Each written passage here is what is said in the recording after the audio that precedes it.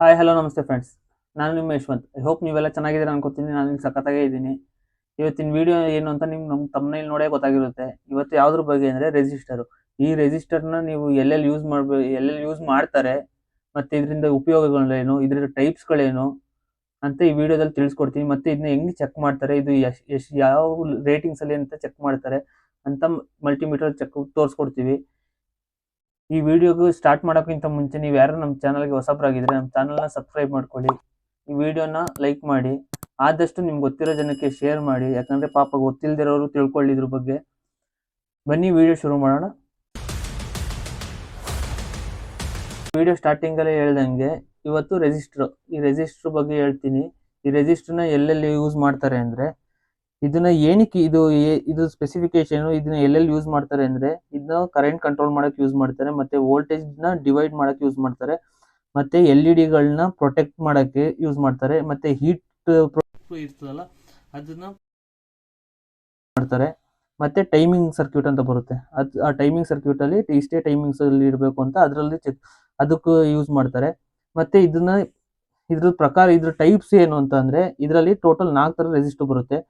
ಒಂದು ಫಿಕ್ಸ್ಡ್ ರೆಸಿಸ್ಟರು, ಇನ್ನೊಂದು ವೇರಿಯೇಬಲ್ ರೆಸಿಸ್ಟರು ಅಥವಾ ಪೊಟೆನ್ಶಿಯೋಮೀಟರ್ ಅಂತ ಬರುತ್ತೆ ಅದು, ಮತ್ತೆ ಇನ್ನೊಂದು ಥರ್ಮಿಸ್ಟರ್, ಇನ್ನೊಂದು LDR ಅಂತ. LDR ಅಂದ್ರೆ ಲೈಟ್ ಡಿಪೆಂಡೆಂಟ್ ರೆಸಿಸ್ಟರ್ ಅಂತ. 4 ಟೈಪ್ ಅಲ್ಲಿ ಇದು ಬರುತ್ತೆ. ಮತ್ತೆ ಇದನ್ನ ಹೆಂಗ್ ಚೆಕ್ ಮಾಡೋದು ಅಂತ ಈಗ ಮಲ್ಟಿಮೀಟರ್ ಅಲ್ಲಿ ತೋರಿಸ್ಕೊಡ್ತೀವಿ. ಇದು ಫಸ್ಟ್ ರೈಟ್ ಸೈಡ್ ನೀವು ತಿರ್ಸಿದಂಗ್ಲೇನೆ ಓಮ್ಸ್ ಬರ್ತದೆ.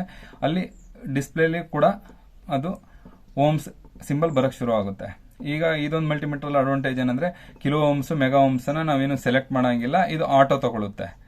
ಈಗ ರೈಟ್ ಸೈಡ್ ತಿರ್ಸಿದಂಗ್ಲೇನೆ ಈ ಪ್ರೋಬ್ಸ್ ನ ರೆಸಿಸ್ಟೆನ್ಸ್ ಚೆಕ್ ಮಾಡ್ಕೋಬೇಕು. ಯಾಕೆಂದ್ರೆ ಕೆಲವೊಂದೊಂದು ಮಲ್ಟಿಮೀಟರ್ಗಳಲ್ಲಿ ಇದು ರೆಸಿಸ್ಟೆನ್ಸ್ ನ ಲೆಸ್ ಮಾಡಿ 0 ಬರೋಂಗೆ ಇದು ಮಾಡಿರ್ತಾನೆ. ಕೆಲವೊಂದು ಪ್ರೋಬ್ಸ್ ಚೇಂಜ್ ಆಯ್ತು, ಇಲ್ಲ ಲೋಕಲ್ ಪ್ರೋಬ್ಸ್ ಇತ್ತು ಅಂದ್ರೆ ಅದು ರೆಸಿಸ್ಟೆನ್ಸ್ ಜಾಸ್ತಿ ಇರ್ತದೆ. ಹಂಗಾಗಿ ಈ ಪ್ರೋಬ್ಸ್ ರೆಸಿಸ್ಟೆನ್ಸ್ ಎಷ್ಟೈತೆ ಅಂತ ಒಂದ್ಸಲ ನೋಡ್ಕೋಬೇಕು.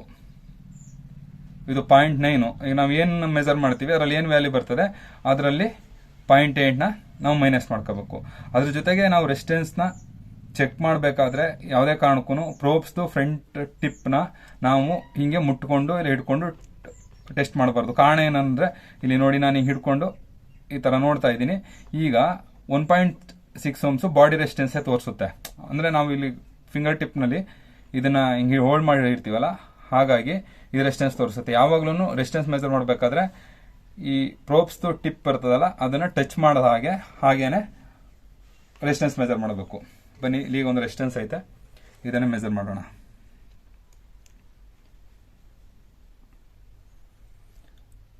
$221.7 ಓಮ್ಸ್. ಅದರಲ್ಲಿ -0.9 ಓಮ್ಸ್ ನಾವು ಮೈನಸ್ ಮಾಡ್ಕೊಂಡ್ರೆ ಇನ್ನು ಉಳಿಕೆದು ನಮಗೆ ರೆಸಿಸ್ಟೆನ್ಸ್ ವ್ಯಾಲ್ಯೂ ಸಿಕ್ತು.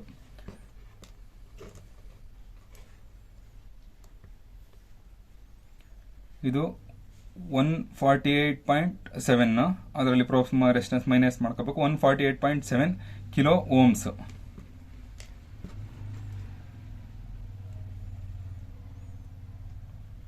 ಈ ರೆಸಿಸ್ಟೆನ್ಸ್ 21.89 ಕಿಲೋ ಓಮ್ಸ್. ಇದರಲ್ಲೇನೆ ತೋರಿಸುತ್ತೆ ಈ ಜಾಗದಲ್ಲಿ ಮೆಗಾನ ಕಿಲೋನ ಇಲ್ಲ ಬರೀ ಓಮ್ಸ್ ತೋರಿಸಿದ್ರೆ ಬರೀ ಅಷ್ಟೇ ಓಮ್ಸ್. ಕಿಲೋ ಓಮ್ಸ್ ಇಲ್ಲ, ಮೆಗಾ ಓಮ್ಸ್ ಇಲ್ಲ, ಬರೀ ಓಮ್ಸ್ ತೋರಿಸಿದ್ರೆ ಓಮ್ಸ್. ಈಗ ಇಲ್ಲಿ ಉದಾಹರಣೆಗೆ ಇದೆರಡು ನೀವು ಟಚ್ ಮಾಡಿದ್ರೆ ಇಲ್ಲಿ ಬರೀ ಓಮ್ಸ್ ಬಂತು, ಬರೀ 0.8 ಓಮ್ಸ್ ಅಷ್ಟೇನೆ. ಇನ್ನು ಇಲ್ಲಿ ಮೆಗಾ ಬಂತವ್ರೆ ಮೆಗಾ ಓಮ್ಸು, ಕಿಲೋ ಬಂತವ್ರೆ ಕಿಲೋ ಓಮ್ಸು. ಕಿಲೋ ಓಮ್ಸ್ಗೆ ಇಂಟು 1000 ಇಲ್ಲಿ ಬಂದಿರೋದು ವ್ಯಾಲ್ಯೂಗೆ ಅಷ್ಟು ರೆಸಿಸ್ಟೆನ್ಸ್. ಮತ್ತೆ ಮೆಗಾ ಓಮ್ಸ್ಗಾರೆ 10⁶ ಇಂಟು ಮಾಡ್ಕೊಂಡ್ರೆ ನಿಮಗೆ ಟೋಟಲ್ ರೆಸಿಸ್ಟೆನ್ಸ್ ವ್ಯಾಲ್ಯೂ ಸಿಗುತ್ತೆ. ಐ ಹೋಪ್ ನಿಮಗೆ ಈ ವಿಡಿಯೋ ಇಷ್ಟ ಆಗಿದೆ ಅನ್ಕೋತೀನಿ. ಇದರಲ್ಲಿ ರೆಸಿಸ್ಟರ್ ಬಗ್ಗೆ, ಮತ್ತೆ ಇದರಲ್ಲಿ ಯಾವ ಟೈಪ್ಸ್ಗಳ ಬಗ್ಗೆ, ಮತ್ತೆ ಇದರಲ್ಲಿ ಎಲ್ಲೆಲ್ಲಿ ಯೂಸ್ ಮಾಡ್ತಾರೆ, ಮತ್ತೆ ಮಲ್ಟಿಮೀಟರ್ ಇದನ್ನ ಎಷ್ಟು ಓಮ್ಸ್ ಅಂತ ಹೆಂಗೆ ಚೆಕ್ ಮಾಡ್ತಾರೆ ಅಂತ ಈ ವಿಡಿಯೋದಲ್ಲಿ ತಿಳಿಸ್ಕೊಟ್ರೆ ನಿಮ್ಗೆ ಇಷ್ಟ ಆಗುತ್ತೆ ಅಂತ ಅನ್ಕೊಂಡಿದ್ದೀನಿ.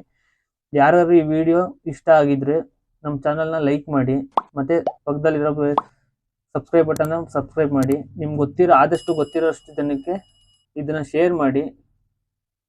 ಬನ್ನಿ, ಸಿಗೋಣ ಮುಂದಿನ ವಿಡಿಯೋದಲ್ಲಿ. ಧನ್ಯವಾದಗಳು.